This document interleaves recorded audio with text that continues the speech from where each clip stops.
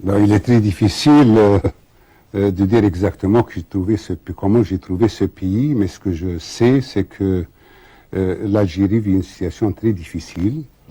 Et je crois que c'est cet élément qui m'a poussé à revenir. J'étais réticent, mais j'ai senti qu'il était de mon devoir de retourner dans ce pays pour essayer d'apporter ma contribution et aider à ce que ce pays s'en sorte et le plus rapidement possible de la crise qu'il vit. Il faut dire une chose, il faut préciser un point que je n'ai jamais douté, un seul instant, que la situation en Algérie allait s'aggraver. De quelle façon, je n'en sais rien, et je n'étais pas surpris d'apprendre ce qui s'est passé en Algérie. Donc j'ai reçu la visite, je n'ai rien à cacher, d'un ancien camarade de la Fédération de France, M. Ali Haroun, qui m'a téléphoné pour me dire qu'il avait une mission auprès de moi. Je pensais à la constitution d'un parti d'opposition, et je lui ai dit que sur ce plan-là, qui ne compte pas. Non, il m'a dit qu'il s'agit d'autre chose. Il est venu me voir, il m'a posé le problème de cette façon-là. On vous demande, le pays vous appelle, vous devez rentrer. Sur le coup, j'étais très, très réticent, parce que je savais pas. Il m'a annoncé que Bézid allait démissionner, et qu'il y a une situation nouvelle en Algérie. Et je suis resté pendant 24 heures. Et j'ai donné ma réponse pour dire, bon, je vais rentrer à condition de rencontrer des décideurs et de discuter avec eux. Je suis rentré pendant 24 heures. J'ai vu des responsables, dont le Premier ministre, M. Ahmed Ghazali, les syndicalistes, les anciens moudjahidines et d'autres. Nous avons discuté. Et puis le problème qui s'était posé pour moi, devrais-je entrer ou non? La situation était grave. Bon, malgré ces discussions, je n'avais pas une idée précise, mais j'ai senti qu'il était de mon devoir de rentrer dans ce pays, d'apporter ma contribution dans l'unique but de servir ce pays. Je dirais autre chose, ce n'est pas à mon âge que je vais faire une carrière politique. Oui. Je n'ai pas aimé le pouvoir, mais dans cette situation, je l'ai accepté dans un seul et unique but, parce que j'ai compris que ce que je dois faire est une mission que je dois remplir. Cette mission est celle-ci, à savoir, avec la participation de toutes ces jeunesses algériennes, de ces cadres, de ces éléments conscients, d'essayer de mettre le train sur les rails et de redémarrer, de faire redémarrer l'Algérie. Oui. Bon, il faut dire que jusqu'à la fin 93, c'est une période tout à fait provisoire. Et même dans le dernier programme du gouvernement qui a été remanié, n'ont pas plu à tout le monde. Il est très critiqué parce qu'ils s'attendaient, la plupart des gens, à un changement radical. Or, ce changement radical n'est pas facile. Il faudrait le préparer. Il ne faudrait pas se tromper. Ce que je puis dire, c'est qu'il y a un changement en Algérie. Il y a un changement que je voudrais passer aux jeunes. Et mon but, c'est de faire que cette jeunesse algérienne, qui est la majorité, qui représente les moins de 30 ans, représente 70%, soit un élément actif dans la vie politique d'Algérie. Toutes ces jeunesses qu'on a mis de côté, ces jeunesses qui a été marginalisées, et mon but, c'est de faire que cette jeunesse puisse s'organiser autour de ces difficultés et être un élément de dialogue et un contre-pouvoir. Et je crois que c'est cela, la grande difficulté. Pour ce qui est de la légitimité ou de ma légitimité ou de ceux qui viennent après moi, la légitimité ne peut venir que de ce peuple dans la mesure où la démocratie, et il faut revenir à la démocratie, il y aura une sanction démocratique par des élections libres. Et c'est à partir de ce moment qu'on peut parler de légitimité. Or, il y a des cadres en Algérie. Ces cadres ont été mis sur la touche, ils ont été marginalisés. Il faut les trouver, il faut leur donner confiance. Il faut essayer de travailler avec eux. J'ai fait des réunions avec les jeunes, avec les femmes, avec les syndicats, avec les entreprises privées. Et je sens que dans ces gens-là, avec les universitaires, qu'il y a des bonnes volontés, à qui il faut faire rendre la confiance et l'espoir. Et dans cette Algérie, il y a tous les éléments pour se sortir de cette situation du point de vue matériel comme du point de vue humain. Mais ça, c'est vrai, c'est dramatique ce que vit la jeunesse algérienne, parce que depuis l'indépendance jusqu'à nos jours, jusqu'en 80, jusqu'à cette époque, cette jeunesse, dans sa grande majorité, il a été mise de côté, il a été exclu. Je comprends sa révolte. Ce que je voudrais dire à ces jeunes, que si ça a un avenir, c'est dans cette Algérie. Et de deux, que ces gens-là, il faudrait qu'ils apprennent à lutter. Est-ce que cette jeunesse comprend-elle que Si elle veut améliorer sa situation, il faut qu'elle lutte. Il n'y a pas une autre sortie. Partir à l'étranger, c'est facile. Et c'est facile et c'est difficile, parce que pour partir à l'étranger, ils ont des rêves. Il se trouve que nous ne sommes pas loin de l'Europe, que les images viennent souvent, et que ces gens-là essaient de voir, ils se sentent lésés, sans tenir compte que leur pays est nouvellement indépendant.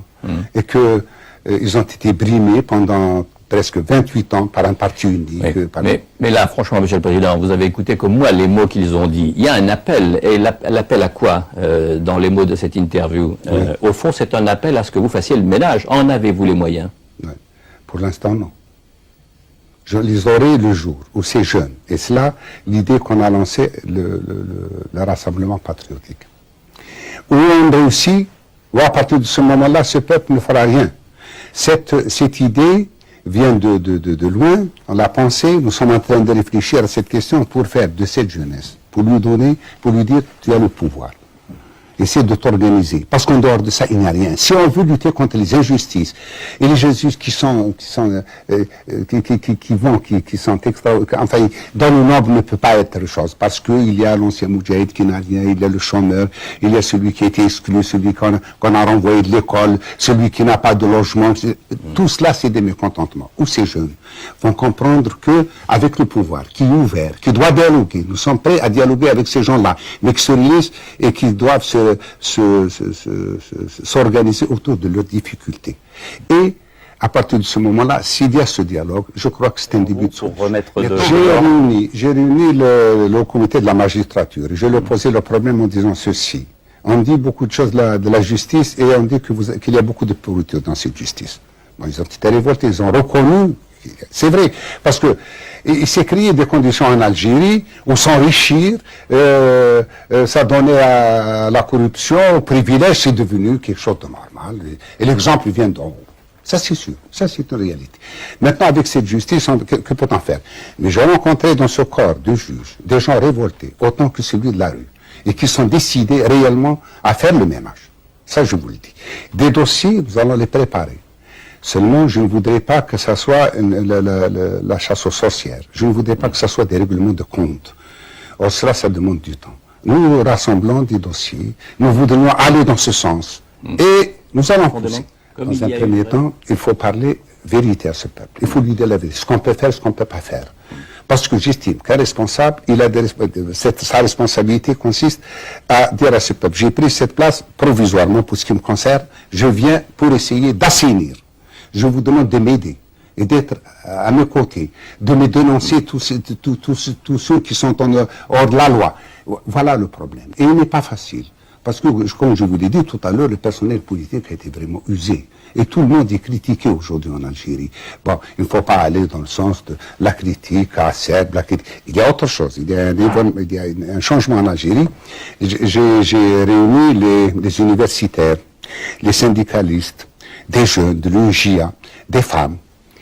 La nouveauté en Algérie, c'est que tout ce monde-là pose ses difficultés. Je vous le dis, je ne vous promets rien. Mais aidez-moi à trouver les solutions. Essayez de réfléchir. Et j'ai senti que ces Algériens qui critiquent un certain temps commencent à poser des problèmes. Et je voudrais travailler avec tous ces gens-là en vue de permettre à l'Algérie de trouver sa voie. Il faut rétablir la confiance. L'idéal, dans mon temps, l'idéal c'était quoi? C'était l'indépendance de l'Algérie. J'ai compris ça à l'âge de 25 ou de 26 ans. Bon, c'était une progression. Bon, on a suivi dans le parti. Bon, il est bien idéal. La cible était très nette, mais aujourd'hui, les problèmes d'Algérie sont multipliés par 10. Il y a une démographie galopante, il y a un retard en technologie, il y a un retard de développement. Le socialisme n'a rien donné. Nous avons une économie qui est catastrophée. Nous avons une société qui est déchirée, des pouvoirs politiques qui ne collent pas à la réalité. Voilà. Ça fait pas un idéal. Pas facile. Oui, ça fait pas un idéal, ça fait même le contraire. Alors qu'est-ce que vous leur demandez à ces jeunes? À ces jeunes, la seule chose, de dire à ces jeunes, vous êtes partie prenante dans cette Algérie. Il faudrait que vous organisez dans votre sphère la plus consciente. Nous vous donnons toutes les libertés de vous organiser autour de... Et ça ne sera pas quelque chose de monolithique. Nous voudrions que ça soit pluraliste, que ces jeunes puissent discuter, qu'il y ait un dialogue. Parce qu'aujourd'hui, l'Algérie a été déchirée. Il y a des coupures, il y a des régions qui ne connaissaient rien. Au temps de la colonisation, ce n'est pas pour vanter la colonisation, mais les gens circulaient. Mais l'Algérie a été fissurée. Et ce mécontentement a gagné à un tel moment que les gens ne posent plus leurs problèmes. Ils insultent. Mon grand rêve, c'est de parvenir, avec mes amis qui sont autour de moi, à lancer ce mouvement patriotique. Parce qu'aujourd'hui, dans l'Algérie, les deux blocs ayant disparu, qu'est-ce qui reste? Il reste la compétition au point de vue économique.